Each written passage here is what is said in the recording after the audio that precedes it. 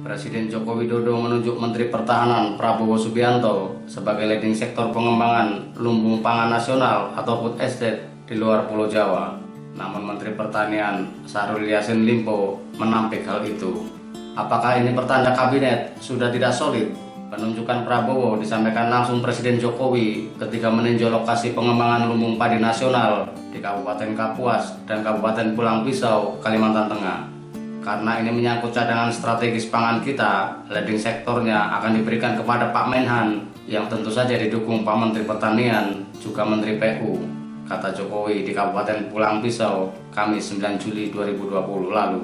Selain Prabowo dan Yassin Limpo, turut mendampingi Jokowi adalah Menteri Pekerjaan Umum dan Perumahan Rakyat Basuki Hadi Mulyono, Kepala Staf Kepresidenan Muldoko, Gubernur Kalimantan Tengah Sugianto Sabran, dan Bupati Pulang Pisau Edi Pratowo. Juru bicara Menteri Pertahanan Daniel Ansar Simanjuntak mengatakan food estate merupakan logistik cadangan strategis Indonesia yang ditangani oleh prajurit TNI, sehingga wajar jika Menhan menjadi leading sektornya. Namun Yassin Limpo memiliki pandangan berbeda. Dalam rapat kerja dengan Komisi 4 DPR, politisi Partai Nasdem ini menegaskan kehadiran Menhan, Menteri PUPR, dan Menteri BUMN Erick Thohir dalam proyek food estate tidak mengubah posisi dirinya. Yassin menyebut dirinya yang pertama ditunjuk menjadi leading sektor proyek lumbung pangan nasional baru tersebut. Namun diakui untuk proyek awal dirinya memang tidak terlibat karena di sana belum ada pengairan primer, sekunder maupun tersier yang menjadi domain Kementerian Pertanian.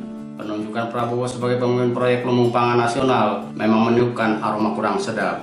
Terlebih, mungkin ini hanya kebetulan. Sebelumnya Mahkamah Agung membuat putusan yang memenangkan gugatan Rahmawati Soekarno Putri terkait penetapan pasangan calon presiden dan calon wakil presiden yang tidak memenuhi sebaran keterwakilan di tiap provinsi.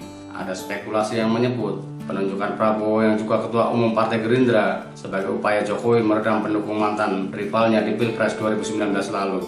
Namun spekulasi ini dengan sendirinya gugur mengingat putusan MA tidak dapat menggugurkan putusan Mahkamah Konstitusi atau MK yang sebelumnya telah memutus pasangan Jokowi Kiai Haji Ma'ruf Amin sebagai pemenang Pilpres 2019. Kita justru melihatnya sebagai upaya penguatan peran Prabowo di kabinet. Kondisi ekonomi saat ini yang disebut Jokowi tengah memasuki resesi akan mudah mengubah konstelasi politik. Jokowi mungkin merasa perlu memberikan peran yang lebih besar kepada Prabowo untuk menjaga dalam tanda petik kepatuhannya. Imbasnya tentu akan dalam tanda petik menyikut partai lain yang berada dalam barisan pendukung utama. Jika peran Yassin Limpo digerogoti, bukan mustahil Ketua Umum Partai Nasdem Surya Paloh akan kembali bersuara lantang seperti saat pertama muncul wacana Prabowo gabung ke istana sehingga mengurangi jatah kursi partai pengusung di Pilpres 2019. Pertemuan Ketua Umum Golkar Airlangga Hartarto dengan Ketua Umum Partai Demokrat Agus Harimurti Yudhoyono juga harus tetap dimaknai dalam konteks politik kekinian. Demikian juga pertemuan Airlangga dengan Prabowo. Namun Jokowi tentu lebih percaya kepada Prabowo daripada yang lain. Prabowo sudah beberapa kali menunjukkan kesetiaannya sekalipun berperan sebagai rival. Boleh dibilang Prabowo adalah musuh terbaik bagi Jokowi. Melihat kondisi saat ini, konstelasi politik di sekitar kabinet akan terungkap dalam beberapa hari mendatang. Jikapun tidak ada reshuffle kabinet, pembubaran sejumlah lembaga tetap dapat menjadi pintu masuk untuk melihat soliditas di dalam istana.